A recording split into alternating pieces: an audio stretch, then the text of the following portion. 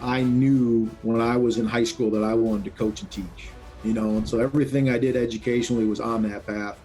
And there's something about watching, whatever, if it's students, if it's athletes, we're talking about football players today, grow, start here and develop to here, is really a huge part of the reason that we're in the profession, I think. It's a credit to the kids who want to do that. And it's a lot easier to help people develop when they're motivated to be great, at their trade. And those are the kind of things that we look for too in recruiting. As they join our program, we know that they're motivated to develop to be the best player they can be. Our offense will always be about our personnel and our players and the skill set of them and the strength of them and the expertise of them.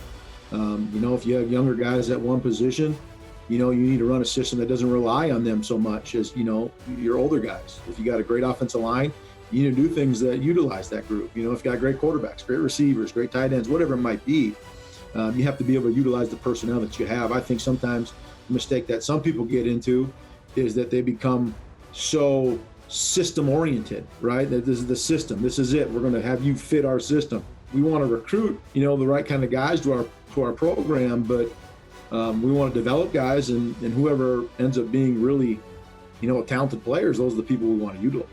We want to make sure that we're multiple enough that if we are fortunate to have a really good group of running backs or a really good group of receivers or tight ends or O-linemen or whatever it might be, that we're, finding ways to get them onto the field and utilizing them more frequently without really changing your identity, so to speak.